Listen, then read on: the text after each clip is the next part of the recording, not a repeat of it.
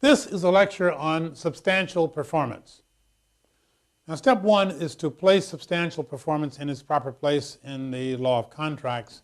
You can see that on this board. The law of contracts is organized in this way. We're all very familiar with this by now. Contracts are formed and all the problems that go with formation. We interpret the terms of the contract. This is where we have issues such as ambiguity, parole evidence rule, mistake. People change their contracts, they change the terms, they change the people. But after they have formed the contract, gotten the terms clear, and made whatever changes they've made, then comes the question of, was there a breach of contract? And of course, on the bar exam, there'll always be a breach of contract, or at least an argument for a breach, because that's what the issues are about. Breach of contract is defined as the non-performance of a contract duty which has become absolute. The non-performance of a contract duty which has become absolute. So the question becomes, when has a contract duty become absolute? And the answer is that the contract duty is absolute when these requirements are satisfied. All conditions precedent to my duty to perform. By the way, now my duty, the breach of contract is non-performance of a contract duty which has become absolute, and the contract duty comes from the promises which were made when we formed the contract. I will do X for you and you're going to do Y for me. That's my promise. And when does the duty to perform that promise become absolute? And that's what this is about here. All conditions precedent to my duty to perform have occurred or been excused. I'm supposed to paint your house following the first 3 dry days in September. There haven't been 3 dry days in September. Condition precedent to my duty to perform has not yet occurred. Time for performance has arrived, except for anticipatory repudiation and prospective inability to perform. Those are exceptions where you don't have to wait for time for performance to arrive. And finally, the duty has not been charged. All conditions have occurred or been excused. Time for performance has arrived. Duty has not been discharged. And we discharge duties through the usual basis. The duty has become impossible, accord and satisfaction. The duty has been performed already, frustration of purpose, all that stuff here. So, getting back to here, duty is absolute when all conditions have occurred, have been excused, and it's excuse of conditions that we're focusing on. There's an entire lecture on this whole area of conditions, but the lecture that we're dealing with today, or the subject we're dealing with today, is substantial performance. In other words, when can you excuse a condition by substantial performance? And that's where we are. Now, for those purposes, let's have a convenient hypothetical, and here it is. You are a contractor, build a contract, and I own a parcel of land, and this parcel of land has a beautiful view of the valley, and I want to build an apartment building right here, and you and I have a contract where you're going to build the apartment building for me. And the contract provides that you will build a building according to the specifications which I have here, and I will pay you upon the occurrence of the event being that you present me with a completed apartment building according to these specs. Once again, the two promises are, you promise to build the apartment building, and now my promise is that I will pay you $1 million when you present me with a completed apartment building. So there's an event. I speak much better to speak of them as events than conditions. There's an event which must occur, and namely, you're present me with a completed building, and on the occurrence of that event, my duty to pay you the $1 million becomes absolute. And that's the nature of our contract. Now, please notice in this contract that you are promising to complete this building. But if you don't complete the building, I can sue for breach of that promise. But it is the presenting me with the completed building according to specs that is the event which must occur in order for my duty to perform to you to become absolute. Now, step one, of course, is that that's kind of a different kind of agreement. And society doesn't have to enforce that if they don't want to. Remember that just because I make an agreement with you, society doesn't have to come in and enforce that agreement. If we agree to go movies, they're not going to enforce that agreement.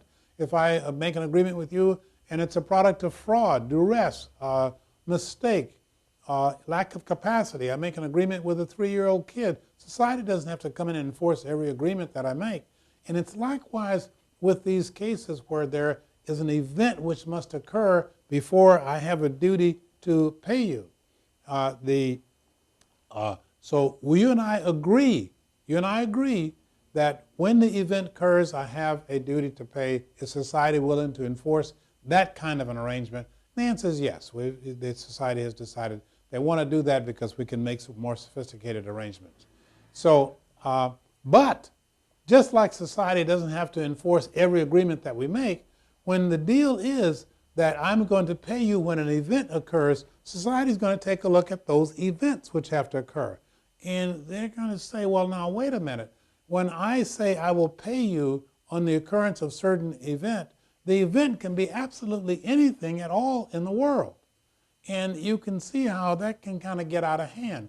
I will pay you, I will buy your home from you for $100,000 if Joe assassinates the president of Jamaica country on January the 5th. Well, society isn't going to enforce that. Okay? And so the events which we describe, which must occur before my duty to pay you becomes absolute, society is going to look at those events and they got something to say about them. And that's what this lecture is about. It's about those events which must occur and what has society got to say about it. Now, the lecture on conditions did a whole lecture about that, about things that can happen to those events. The events may be impossible, the events may be waived, etc. And now we're talking about where the event did not occur, but it substantially occurred. And then what are the consequences of that? So back to my apartment building now. You're going to build the apartment building for me, and I'm going to pay you the $1 million when the event occurs that you present me with the apartment building. If you don't build the apartment building, I can sue for non-performance of that promise, but to build the building. But I do not sue. I do not sue for the non-occurrence of the condition of the event. The event is you're supposed to present me with a finished apartment building. I don't sue for the non-occurrence of the event. I sue for the non-performance of your promise. Now, so you are to build a building for me. We have this contract, and you go to work and you bring in your bulldozers and you clear the land and you do all the stuff you're supposed to do, and you build a foundation for this apartment building. You build the exterior walls and you do the plumbing and all that kind of stuff, but you don't have a roof on the building yet. And you breach the contract before you put the roof on. Everything's done except the roof, and you breach the contract. Now, the exact way in which you breach is not important for our purposes now. Main thing is that you walked away from the job for some reason, and we've decided you breached. And you have spent, at this point, you've put $500,000, $500,000 into labor and materials into this building, and you breached. And so now you're in a position where, gee, you'd like to get your $500,000 back. After all, I've got a partly completed building on my land, and you spent $500,000 and you breached. You'd like to get your money back. And so what you can't sue me for breach of contract because you're the breaching party. So you have to sue quasi-contract to prevent my unjust enrichment. So you could sue quasi-contract and get your $500,000 on that basis. Now, that's okay, but when you think about it, you say, what you would really like to do, is that you would like to think of this in a different way. You like to think of this in terms of if suppose this building is all completed except the garage door isn't painted. Well, if it's all finished except the garage door isn't painted, what you do is you say, look, Emerson, I have substantially performed, or whatever that means. This certainly would qualify. We'll talk about exactly what that means in a few minutes. But you would say, hey, I have substantially performed, and that I should pay you the $1 million contract price minus what it costs to paint the door. And that's the way you'd want to look at it. And so the way you'd look at it is you'd say, look, you're going to make an argument that even though the roof isn't on the house yet, that you have substantially performed. Now, let's suppose that it costs exactly $250,000 to put the roof on this apartment building. And so in that case, if you have substantially performed, you are entitled to the contract price, the $1 million, minus the $250,000 that it would cost me to put the roof on. So I pay you $1 million minus the $250,000. And you would much prefer that, because that way you get $750,000 instead of $500,000. And so you're going to forfeit $250,000 if you can't establish that you have substantially performed. So you can see why you would much rather have substantially performed, because then you get the contract price minus the damages, whereas otherwise all you get is quasi-contract and you lose all your profit. Now, so the question then becomes, how do you decide whether or not what you have done amounts to substantial performance? And you say, well, let's see. We want to be fair. Now, I bargained with you to get my apartment building finished, and let's go back to the case where everything's done except the garage door is not painted. Well, in that case, surely you have substantially performed. But we need some factors or something to look at so we can figure it out in the hard cases, like where the roof is not on, and that's a bigger deal. Is there really substantial performance there or not? So we need some factors, and the factors that we look at to try to decide whether or not you have substantially performed, we'll look at it from my point of view, and then we'll look at it from your point of view, and we'll see what's fair.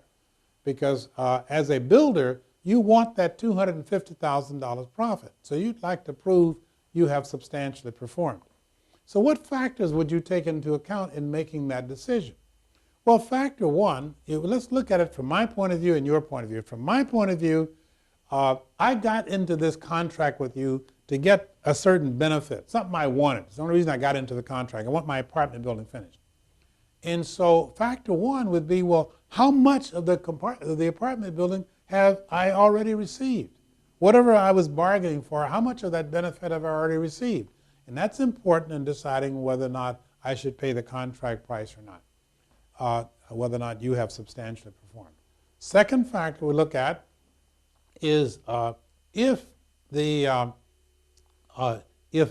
didn't quite do everything. You didn't paint the garage door, for example.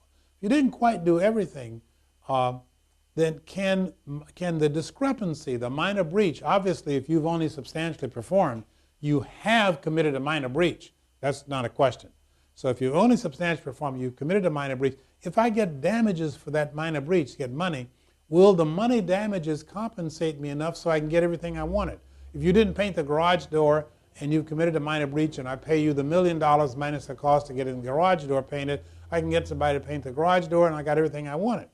So the two factors in looking at it from my point of view are, number one, how much of the benefit of my bargain have I already gotten? And secondly, can I get the rest of mine by getting damages from you? Can what's missing be adequately compensated by damages? Now, some things can't be compensated by money so much. And if I can't get my whole benefit by getting what you've done plus money, then that doesn't look so good. Maybe you haven't substantially performed. But if I can compensate by money, then it looks like you have. So the two factors looking at it from my point of view, how much benefit have I gotten, and can I get the rest based by compensation by money?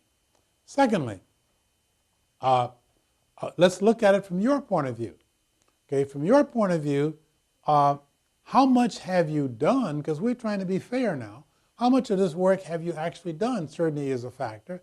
And you would say, gee, I brought my bulldozers out and I reshaped the surface of the land the way it's supposed to be, and I built the foundation, and I built all the exterior, and I put in the plumbing and the electrical. You've done a lot. You didn't have the roof on, but you've still done a lot. So another factor in deciding whether or not it's fair to find substantial performance is how much have you done. Next factor is how badly will you be hurt if we decide that this is a material breach as opposed to a minor breach. What is the hardship that you would suffer? Hardship is a key term. What is the hardship you would suffer if the court decides that this is a material versus a minor breach? Now, what would happen if the court says this is a material breach? You don't have the roof on the house now. You don't on the apartment building. If the court says that's a material breach, then all you're going to get is your $500,000 quasi-contract. But if the court says, nah, this is a minor breach, this is a non-material breach, you have substantially performed, then you're going to get the contract price, the $1 million minus the $250,000 it cost me to put the roof on. So you get $750,000 if you have substantially performed. You get $500,000 if you haven't.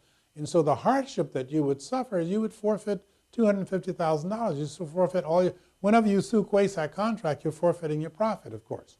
And so that's the next factor. How serious will the forfeiture be? In your case, it's serious. It's $250,000. And the final factor we look at, looking at it from your point of view, is did you act in good faith? Was your breach in good faith? Again, now, whether or not your breach was in good faith is just a factor. It's not controlling. It used to be controlling in a lot of jurisdictions, where if it was a willful breach, you simply could not sue for breach of contract, but that's all history. So we look at whether or not you acted in good faith, and maybe you breached when you walked away from the building. Maybe there was a strike and the roofers couldn't be hired and there's nothing you could do about it. It's something beyond your control. And so you may have been acting in good faith and you might not have been acting in good faith. And so that becomes another factor. So the factors we look at then to decide whether or not you have acted in good faith, whether or not you have substantially performed, are right here. They're in restatement, the second restatement, 241. And the second restatement says we look first at the extent to which the benefit of the bargain has already been received. How much of the apartment building have I already received? And the answer is, well, I've got, the building, everything but the roof, and that's quite a bit, but it's not quite everything. That's all you can do is describe it. There's no percentage, no numbers required here, and there's no rule that if you get 3 out of 5 of these or something, each one you have to just kind of look at it and evaluate and decide what to do and collectively make a decision. So the extent to which the benefit of the bargain has already been received, can money compensate for the missing performance? In the case of the garage door, yes. In the case of the roof on the apartment building, yeah. If you leave me $250,000, I can get the roof on. The extent to which the breaching party has already performed, we talked about that. You describe everything you've done already because you're trying to show that you have substantially performed. So you'd make a lot out of all the stuff you've done. Next, the hardship. If there's a forfeiture, you lose all of your profit. And finally, did you act in good faith? And these are the factors at Restatement 241 that you would use to decide whether or not there has been substantial performance. So now let's apply that to our problem. The extent to which the apartment building has been completed, you certainly can say plenty about that. Will dollars compensate? Yes, $250,000 will compensate. You can build the roof for that. The extent to which the breacher has performed, you have a lot you can say about what you have done in the way of performance already. Hardship that you would suffer is quite substantial, $250,000. If you were acting in good faith, let's say you were when you breached the contract, then my conclusion on these facts would be that probably you have substantially performed. And you're entitled to your profit, particularly if you acted in good faith. Let's take another example. There's a famous problem, Jacob versus Young. It's Jacob and Youngs versus Kent. It's an old 1921 case. This is the famous case about reading pipe.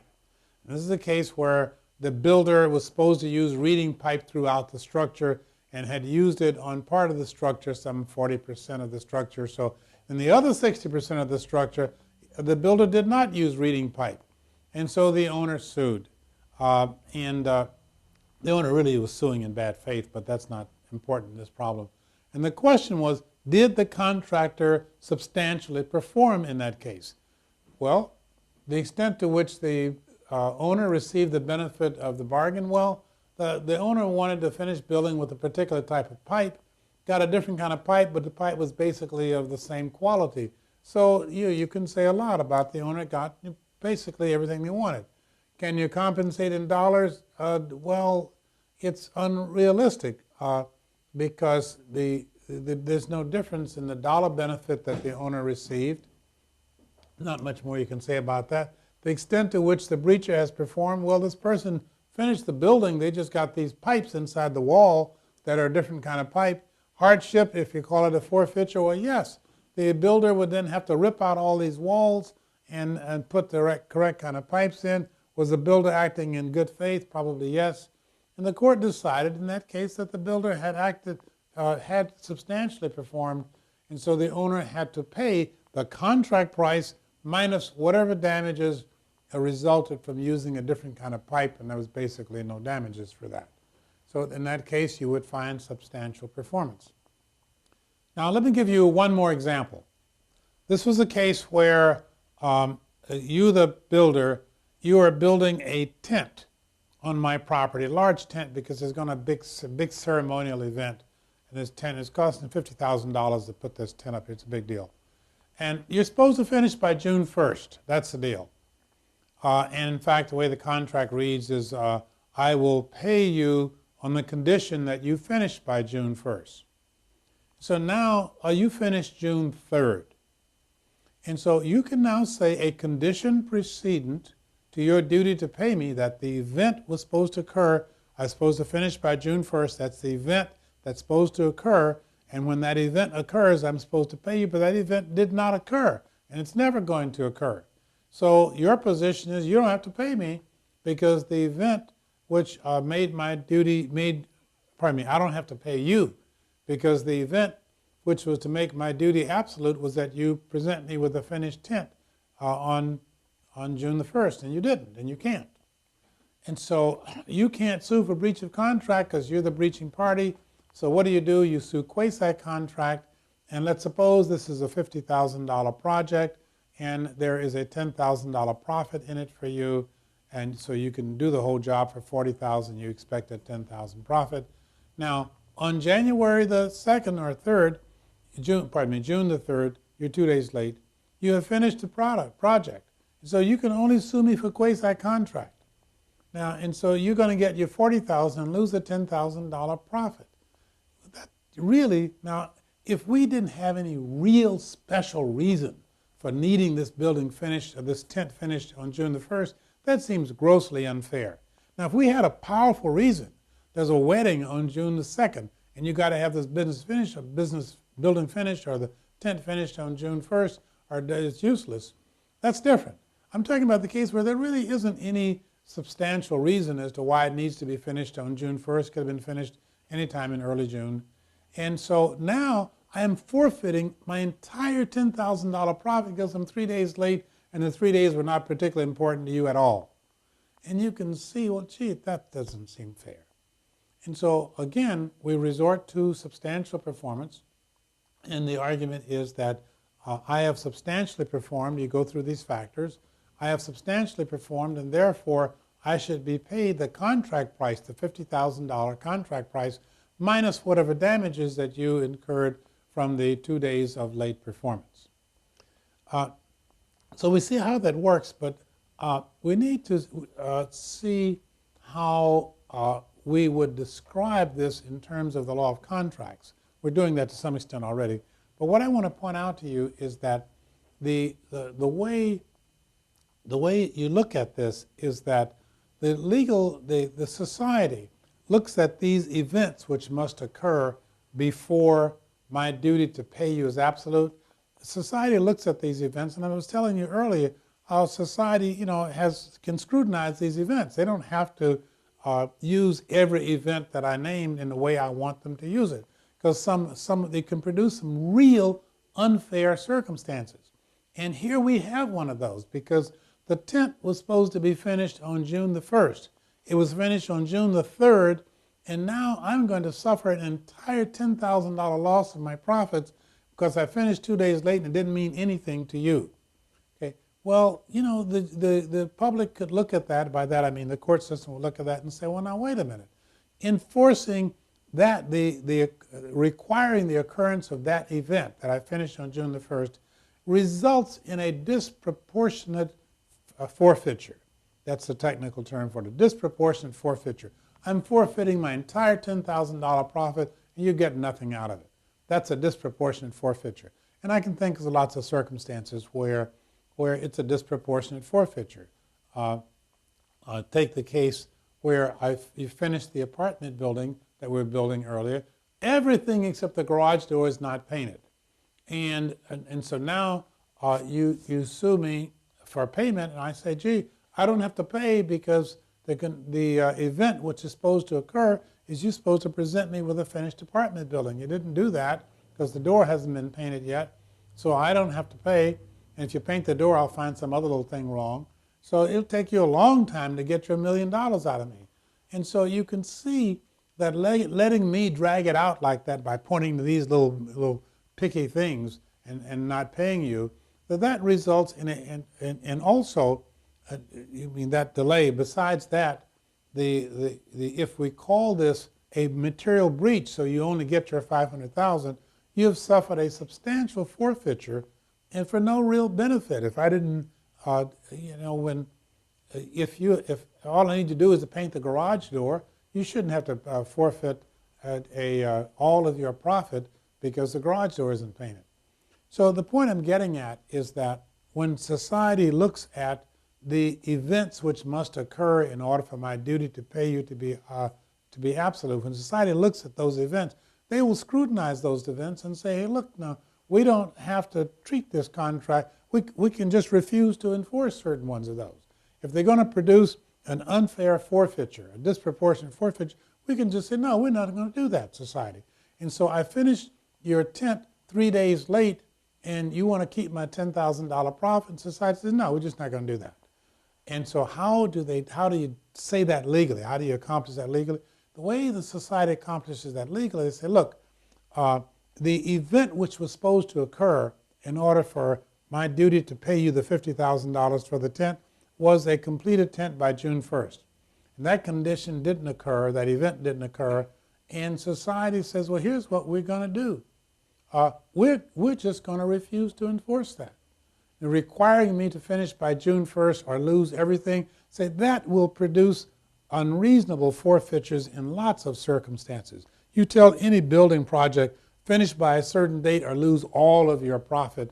And building projects are traditionally a little bit late. And so you'd end up with an enormous number of disproportionate forfeitures if society enforced those kinds of terms. And so society simply says, or the court system simply says, that June 1st date, forget it, we're just not going to treat it. We're not going to enforce that because it produces unreasonable forfeitures. And what we'll do instead, they'll say that instead of if we're going to ignore, now be careful because society doesn't rewrite our contract. And so the courts won't rewrite the contract, but they can look at certain provisions and say, we're not going to enforce that provision because it's fraud, because there's something wrong with it. And so when you look at the requirement that I finished your tent by June 1st and there was no particular reason why June 3rd wasn't just as good, the court says, we're not going to enforce that provision. We're not going to change it. We're not going to change the date. We're just going to strike it, so we're not going to enforce it at all. We're not going to rewrite it. So when they strike the provision, then there is no provision in there that says I got to finish by June 1st. And I'm sorry, let's back up for a second. They strike the provision, they say, here's what. We will strike the provision that I finished by June 1st if I have substantially performed by June 1st. I substantially performed because I finished June 3rd, and that was substantial performance. You go through the requirements. So the court rule is that we will not require that, will not enforce the provision that I must finish by June 1st, okay, if I have substantially performed. And I have substantially performed because I finished by June 3rd, and you go through this, and I have substantially performed. So again, the courts are saying that if I have substantially performed, then they simply will not enforce the June 1st provision. And whether or not I have substantially performed is determined by these rules.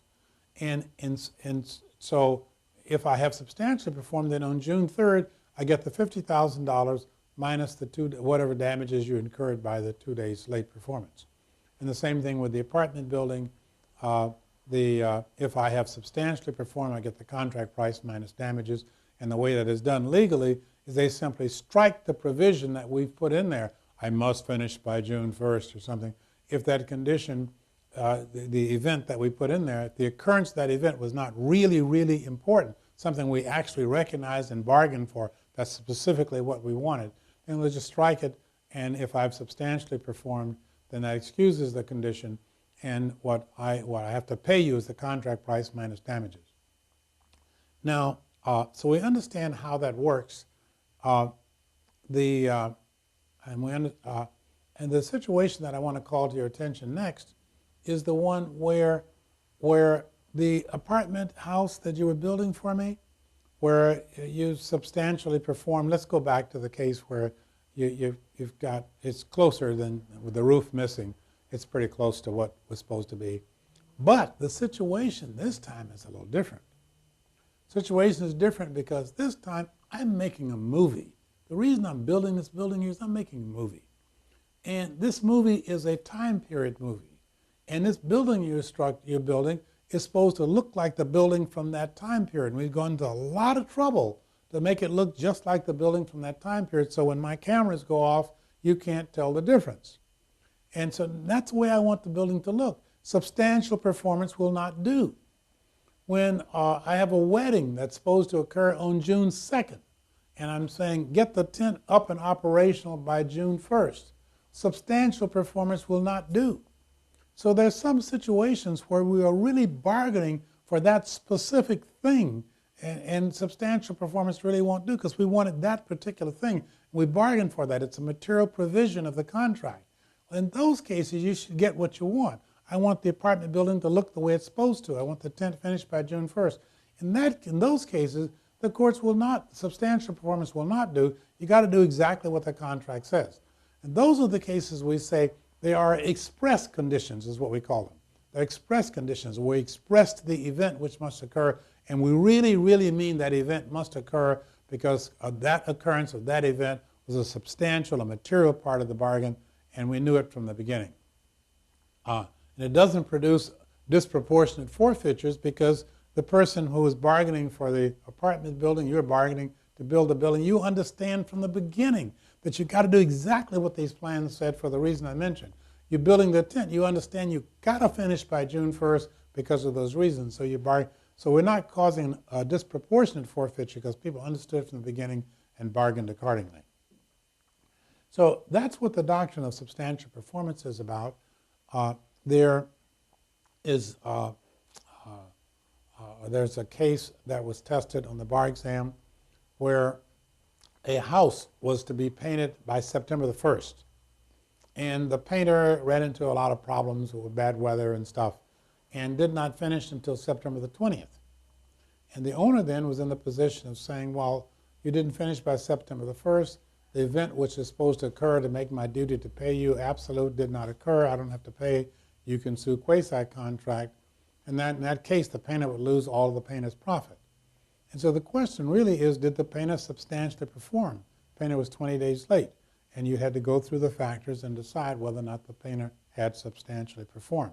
There was a case of a lawyer who was writing an appellate brief for someone and got basically all the work done and got down to the point there was some minor adjustment or something they wanted to make. And at that point, this lawyer got appointed as a judge. And the lawyer was doing this on a contract basis for some other law firm, was doing the appeals for a law firm. But when they had gotten to the point where any other lawyer could have sort of done the final step, this lawyer was appointed as a judge. And the question was, does the law firm that's paying this contract lawyer, do they pay the contract price minus the damages, or do they pay quasi-contract? And the same thing. I think on those facts you'd find that the lawyer who prepared the appellate brief had substantially performed, used these factors. Now, there's one more thing I want to point out, and that is that the contracts we've been talking about are common law contracts. We're building houses. That's where these issues most commonly come up. But we're building houses, we're painting houses, lawyers are doing work, and we're putting plumbing in and that kind of stuff. All common law contracts. Well, in UCC contracts, where we're talking about the sale of goods, well, you also can have the same situation where I did most of what I was supposed to do, but not quite everything. And what do you do in those cases? Let's talk about those because those are our final cases.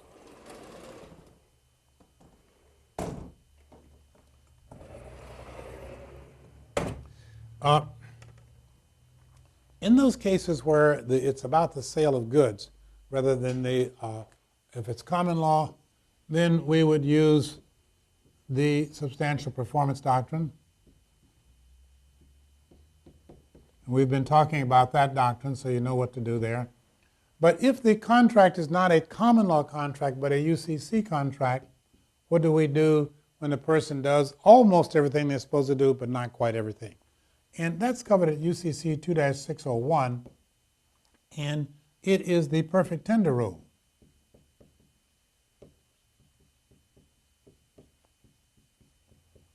The UCC says basically to forget about all this stuff about substantial performance and so forth. You either do it or you don't. You deliver the goods that you said you were going to deliver, the correct goods at the correct time, at the correct place, otherwise it's a breach, and that's all there is to it. And this is done because you can understand how if people are in business selling goods and they need the goods there at a certain time, that's a different sort of thing than the common law transactions. And so the UCC just made it very simple. Do perfect tender rule, period. Trouble is that the perfect tender rule has got some exceptions. And the exceptions that matter are found in three places. 2-508 subsection 1, 2-508 subsection 2, and 2-612. 2-508 subsection 1 says, here's an exception to the perfect tender rule.